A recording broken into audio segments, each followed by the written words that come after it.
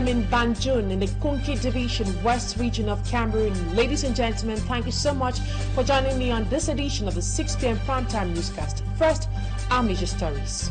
One death has been registered in connection to the rise in cholera cases in the far north region of Cameroon. The number of confirmed cases moves from 17 to 27, a situation that is preoccupying health authorities in the area. Latest updates of the situation on the ground will be revealed in the course of this newscast. Away from that, we'll tell you how Right Reverend Nicky Hans and Ayuk Solomon Eta take over the helm of the Presbyterian Church in Cameroon as moderator and synod clerk respectively after elections that took place yesterday in the southwest regional capital, Boya, following pre-election period marred by conflict within the Presbyterian Church in Cameroon. Those are major stories. Stay with us for details and more.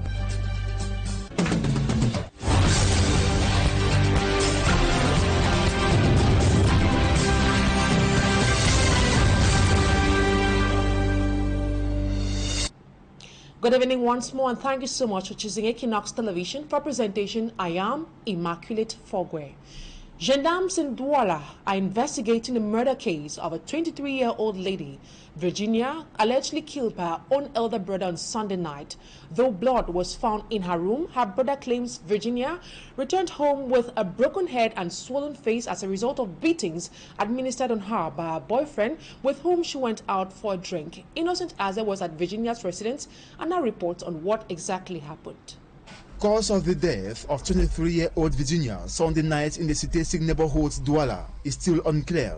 In her room, blood could be seen everywhere, with her pillowcases and bedsheet stained. It is suspected Virginia was beaten mercilessly to death by her elder brother, who has the habit of pouncing on her when they quarrel. Mon petit frère, en fait.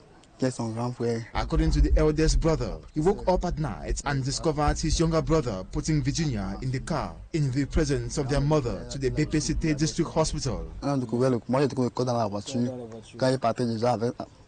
He says his younger brother gave his version by explaining to them Virginia returns home at about 1 a.m. with a swollen face and blood all over her head and face as a result of snake beatings administered her by her boyfriend while on a date based on explanations his dying younger sister gave him. An unbelievable version from the suspect, given that he was fond of beating his younger sister. Virginia gave up the ghost even before they reached the hospital. According to her mother, who was told she was victim of a malaise, another version. Virginia's corpse was deposited in the morgue of the Logbaba District Hospital, while the gendarmes investigate the case to unveil circumstances leading to her death and the killer. Her mother, suspected elder brother, and other persons were taken to the brigade for questioning, with results of the finding to be delivered to the family once investigation concludes. If the eldest brother says misunderstanding often generated tension between his younger brother and Virginia, the deceased friend told us her friend was a calm, peaceful, and good-natured person. Dans tout ce qu'elle entreprenait, elle était vraiment très gentille. Away from that, a 5-year-old child has died as a result of cholera. Meantime, a total of 27 cases have been detected in the far north region. 23 of these cases were detected in Marwa 3 and 4 cases in Marwa 2. The senior divisional officer for the Diamare, Jean-Marc Ekouabaga, during a sensitization campaign, urged the population to be cautious. Innocent Aze once more reports. Free Health District alone today counts 23 cases of cholera of the 27 in the city of Marwa, with one death being a 5-year-old child. Marwa 2 subdivision records 4 cases. Jean-Marc Ekouambarga, Senior Divisional Officer for the Jamare Division, Far North Region, made this known during a sensitization tour in crowd-pooling places, including markets and most especially educational establishments. Si vous commencez la maladie à midi, à 15 heures, vous pouvez mourir. An important message was for sanitation measures to be adopted to curb the spread of the life-threatening disease. Si on est propre, on n'aura pas de choléra. On est sale, on va contacter la maladie. Before you eat and after you eat, always wash your hands with clean water and soap. Don't try to eat without washing your hands. According to Jean-Marc Ekouambarga, there thus needs to nurse vigilance. Seul décès qui est arrivé est venu de secours. He says the lone death case, that of a 5-year-old child, was due to negligence by the parents. La famille a négligé, il est décédé. A door-to-door sensitization has also been previewed by the health team to make sure households are not left in the dark. We have to make people avoid the disease because avoiding the disease is the best option. Though free medication is available, avoiding cholera contraction, according to the health personnel, is better than cure. Innocent Ase reporting there. From Mara, we now take you to the West region, where local authorities of this area have officially ended the search of corpses following a landslide that occurred at the Chanclave. Political actors and civil society think stopping the search 2 weeks after is too early, especially as archaic methods were used all along. Annabella tells us more. 2 weeks after the mudslide, which happened at the Chang Hill and took away the lives of several Cameroonians, the search for bodies of victims has ended.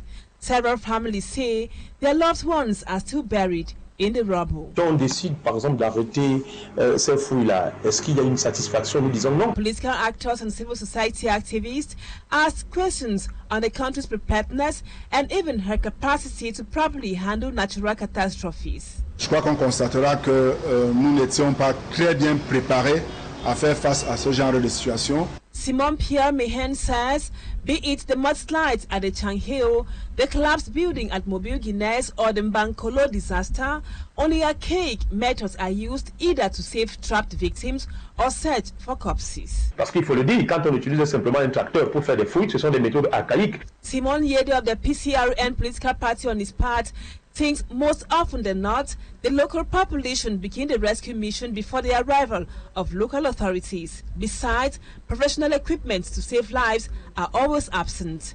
In the case of La Falaise de Chang, which is the most recent natural disaster, volunteers could be seen using hoes and spades to dig deep into the debris in search for dead bodies. Est-ce que ce sont ceux qui vont continuer avec les pelles, les roues qu'on a vues au moment où il y a eu cet éboulement? The questions remain. Why the difficulty to step up the country's capacity in catastrophe management? Even the use of detection dogs or sniper can save lives because every life matters. Et si on n'en a pas, pourquoi ne pas faire recours à des personnes qui sont habilitées à pouvoir nous aider? Social actors add that there also exists what is called international solidarity. In case Cameroon is incapable of properly handling natural catastrophes, the country can always seek for foreign assistance as soon as possible so as to save lives or retrieve dead bodies during or after natural disasters in the country. Now, let's look at the devastating consequences of the Anglophone crisis. The living conditions of several internally displaced persons of the Anglophone regions leaves much to be desired. Most of these victims living in Kutaba, a locality in the Nous division, are facing enormous challenges, making it difficult for them to live a normal life. Seri Chakuto takes us to Kutaba to show us the living conditions of some of these victims. Let's take this report done by Seri Chakutio, where he will be looking at the living conditions of several internally displaced persons of the Anglophone regions, which leaves much to be desired. Most of these victims living in Kutaba in the Nous division are facing enormous challenges, making it difficult for them to live a normal life. We have details with Seri Chakutio. Poor living conditions, lack of shelter are some of the challenges faced by internally displaced inhabitants of the northwest and southwest regions. Most of them, who are students in Kutaba Nous division of the West region, lack benches and school furnitures. The children have been sitting saturated on the benches. With lack of roof and water. In a means to help these IDP students overcome the challenges they face, the mayor of Kutaba, Ibrahim Kutaptu, offers them the necessary for them to go to school. I saw the need to help these students and pupils who have difficulties to study here in Kutaba. They left the northwest and southwest where there is an actual conflict. There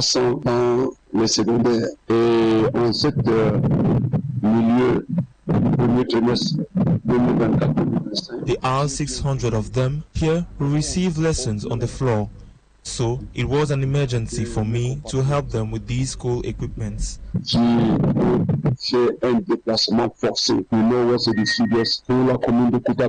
Satisfied with these equipments, the students say they will strive for a better future.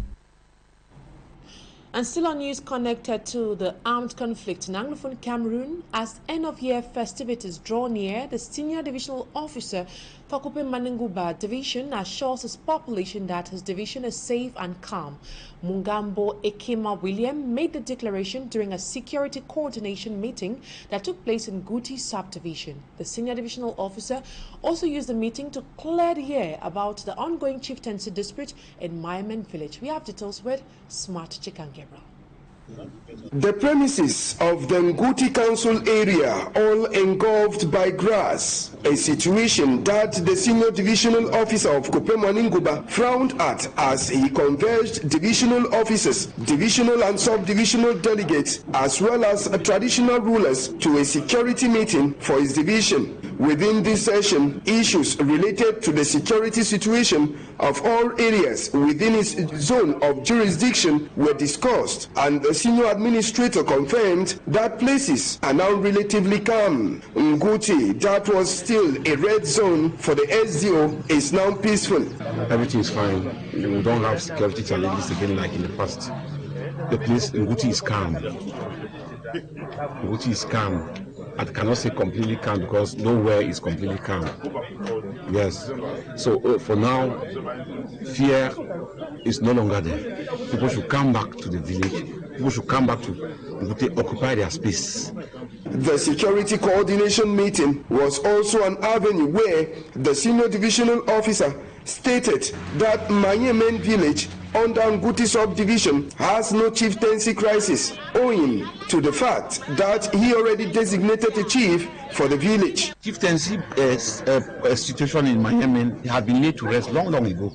I signed a prefectural order to that effect. Those who are clamoring for maybe change that should cancel the prefectural order, they don't know where to go and ask for where they can cancel the prefectural order.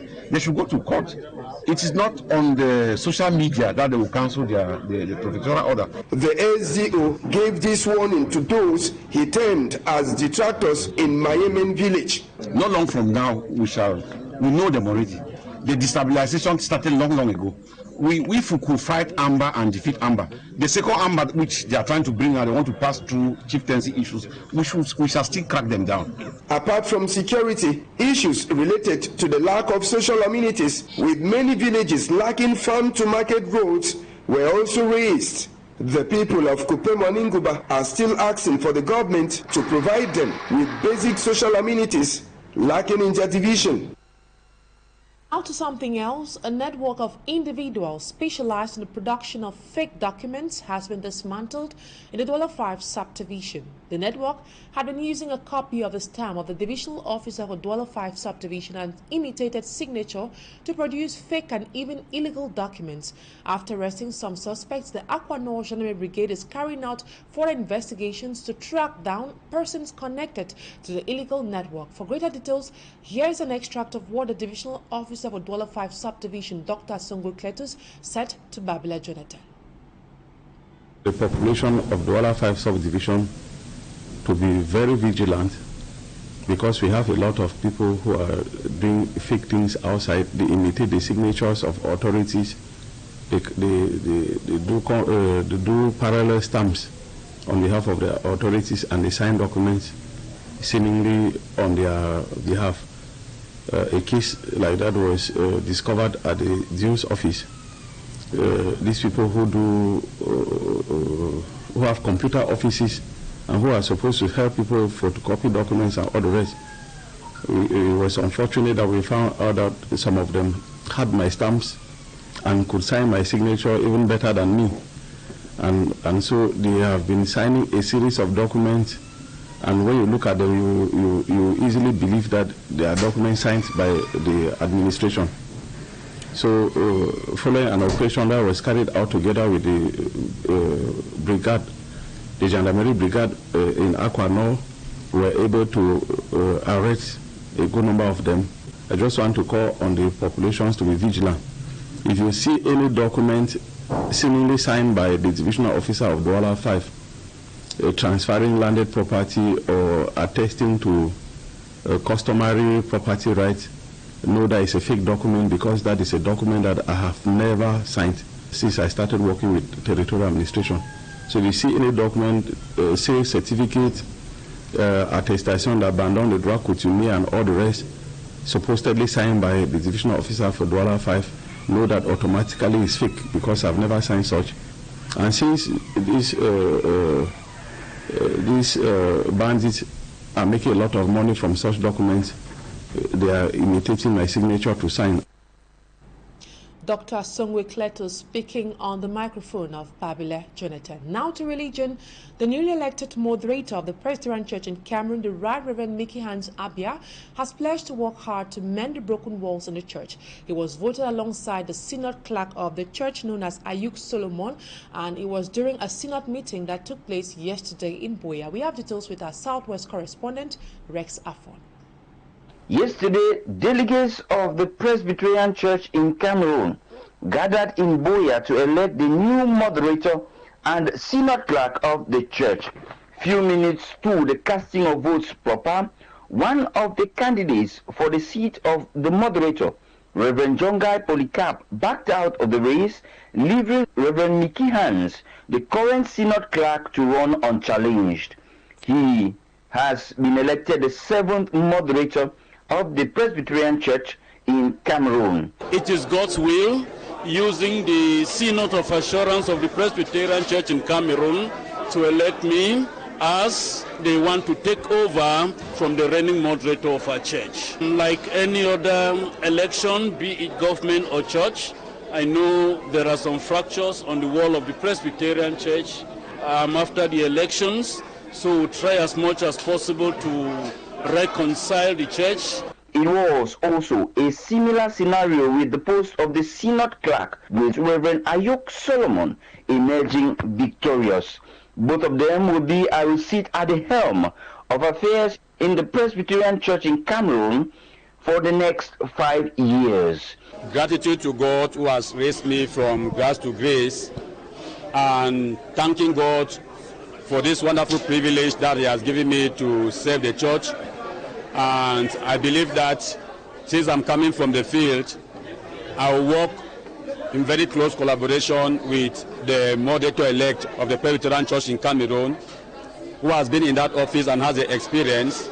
And working as a team, I believe that we'll be able to achieve our dreams for the church. It was also an opportunity for members of the Presbyterian Church who were meeting in Boya to reassure themselves of their commitment to work for the growth of the church in Cameroon amidst growing turbulence within it recently.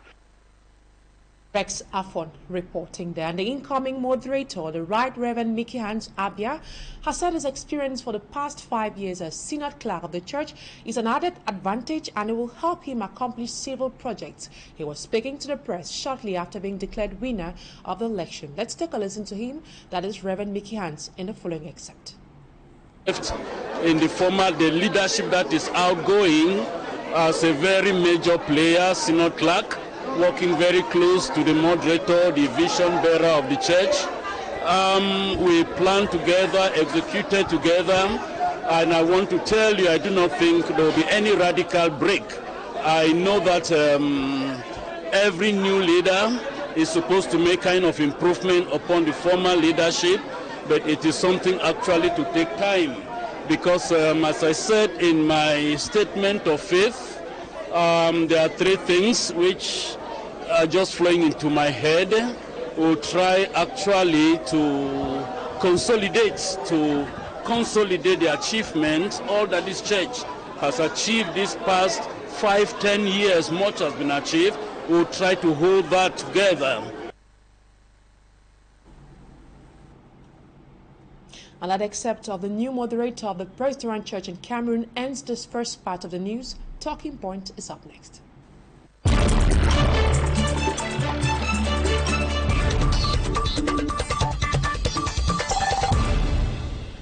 My guest tonight is an educationist. He's known as Dr. Nick Ngwanyam.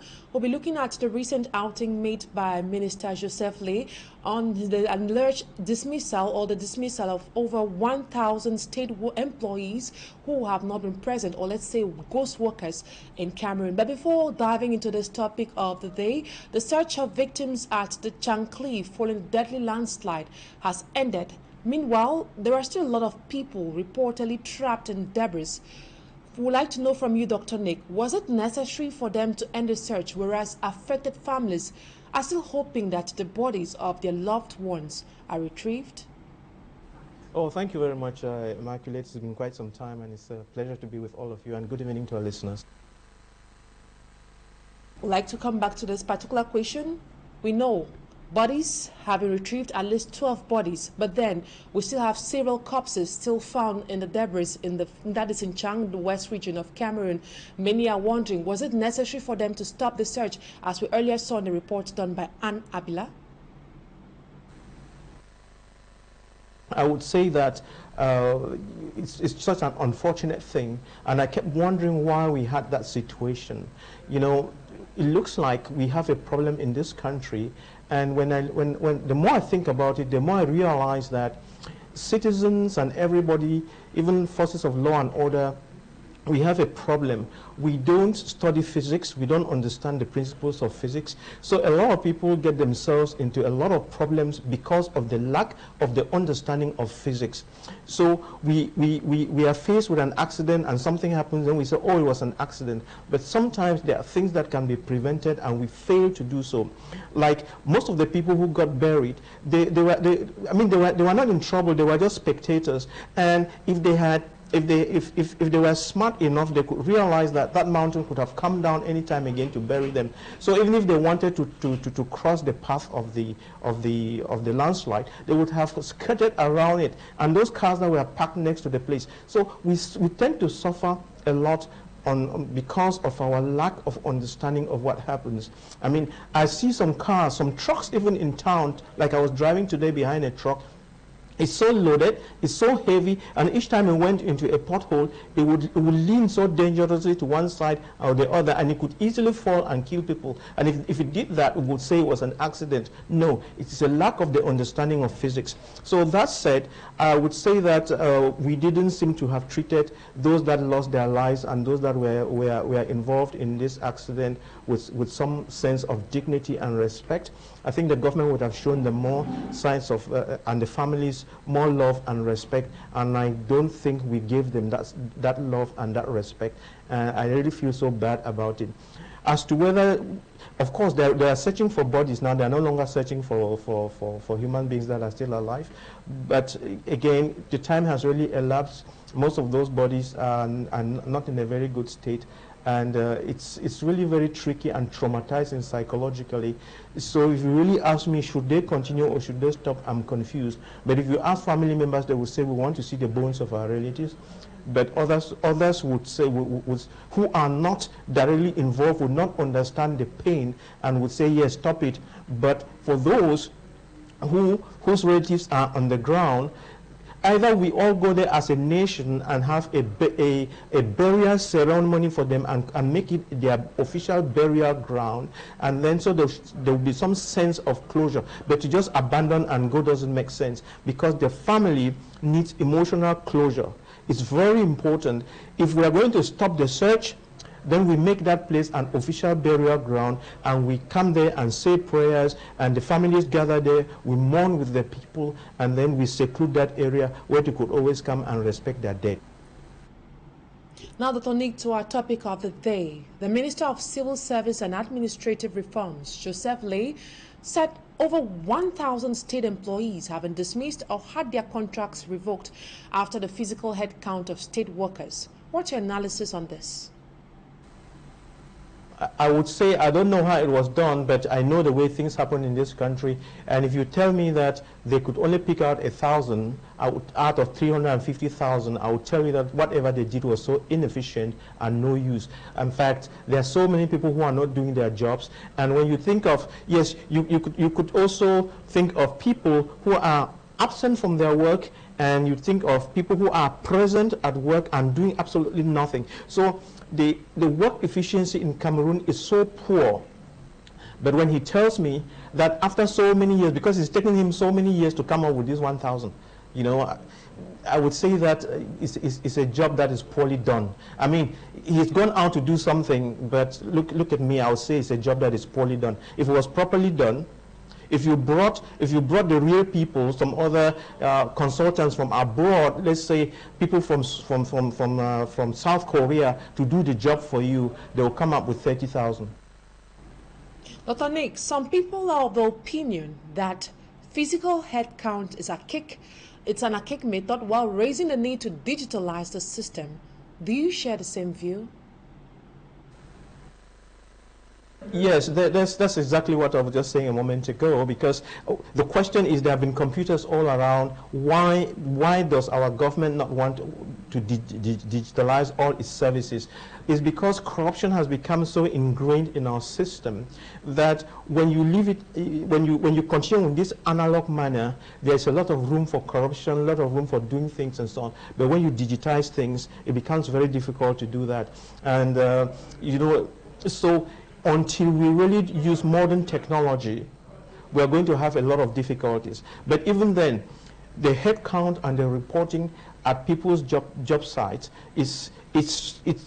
it's relatively good, but because we are a very corrupt nation, what you get as results does not reflect the truth. So we need to digitize. According to the 2024 report made public by the Institute of Statistics, at least 74% of youths aged between 25 to 35 years are unemployed. Meanwhile, we have people who are not even on their duty posts, with some of them currently abroad and are receiving salaries every month. How can this problem of ghost workers be solved in this nation? Like I was saying before, even then, let us get something straight. Cameroonians, Africans, don't understand what work is. They don't know they don't have the work culture. I'm not saying all, but when you take the majority, you could say that 60 to 70% of Cameroonians, Africans, don't understand work at all. You know, and I still remember what His Eminent Christian Cardinal told me and my students, you know, what it takes for an individual or a nation or a corporation to succeed. That as an individual, you must like work. That like work is very important. As an individual, you must like work that is well done. Well done is important there. We must be honest. We must have self-discipline. We must pray, and we must respect the environment. Now, let's look at it. Even when people do go to work, at 10 o'clock, first they go late, and then by 11 o'clock they go out of their offices and they're sitting around the ministries drinking beer. And then they'll drink one bottle, go in there, shout at a few customers, then come out, drink some more beer, go take their coats and go back home. So we have a huge problem that Africans don't know what it is to put 8 hours at work. We just go to work, but we don't really work. So while we are talking of 74% of youth who don't have work, who are not employed, we are also saying that even when they get employed, they still don't know what work is. And we think that work means being on someone's payroll, either the state or a private corporation being on their payroll and being paid at the end of the month. No, work means you come to the system, you put in the time that is necessary, 8 hours of work, if that is what it is. You deliver the goods, either services or manufactured goods or whatever. You solve problems. It is in the course of solving the problems that the country grows, that the institution, whatever it is, grows. But if you come and you're on the payroll and you are sucking from the system and you are not generating anything that would make the system to grow, you are killing the system. And I would say that that's the way we work in Cameroon, be it in the private sector or in the government, and this mentality is really killing the state. So while we are talking about so many youths who are not working, we need to take into account this phenomenon. And then the second thing that we need to take into account is, you know, 75 of youths are not working. The question is why? Why are they not working? Where were they supposed to be working, and who stopped them from working? We need to answer those questions. And when we go to look at those questions very critically, which is something I've been looking at for a very long time, you would realize that it stems from our training in our universities and our schools. That's why I have been saying for a long time, starting sometime in 2012, that the education we are having in Cameroon and most African countries is archaic. It's not the right kind of education. The right kind of the education, if we want to understand the right kind of education that our youth should be having, let's go check out South Korea, check out Singapore, Malaysia, Finland, Holland, Germany, Japan, Israel, these countries. And now China. So we are doing the wrong things and thinking that when we graduate with a certificate, when we are the best in class, we are number one, as we keep saying, we had an honors or whatever, but it's just head knowledge. It's just something that you regurgitated and got certificates. But when you go to school, you need to learn the principles and the theory so you understand what you're doing. And then you use that knowledge and you build skills. That is, when you say skills, you use your hands to be able to make things happen. So you have the knowledge that you can grow pineapples, and then when the pineapples are mature, you can harvest them, you can make fruit juice, and you can bottle it, and you can sell it and add value. That's head knowledge, and that's how we study in school. But the thing that is missing is we don't really take the children to the farms to show them what a pineapple looks like, how the farm is prepared, how the pineapples are grown, what they look like when they are ripe, and how they feel like, what is a bad pineapple, what is a good pineapple, how are they processed in the factory or at home or whatever, how do you make the fruit juice, how do you make it so that it doesn't go stale, how do you make it so that it is fit for consumption, how do you bottle it, using machineries or a small scale so you can sell it in Dubai. That is how, and then you effectively do it. So there's that practical and technical part of things that is missing completely from our education, and therefore we have just trained some robots that are just going on the street telling stories and drinking nimbo and creating a lot of problems. So until we change that, what you call education, you're so happy, oh, we have 11 state universities. It's bullshit. That we are doing the wrong things and we must change. Oh, we have 500 private universities. We need to correct it and get on the right path and get it right. For now, if we do nothing, that number is not going to change. And mind you, that is when you have youths that are going around your country that cannot feed their wives, that cannot feed themselves, you are looking for trouble, and that's a time bomb. And either we correct it very quickly or we wait for violence, which is down the road. Thank you so much, Dr. Nick Nguyen, for your time. That's it for this edition of the 6 p.m. primetime newscast on Equinoxe Television. Thank you, ladies and gentlemen, for always choosing ETV. Coming up next in some few minutes is Equinoxe with Sesh Aleng Otu. See you tomorrow, same time, God willing. Bye-bye for now.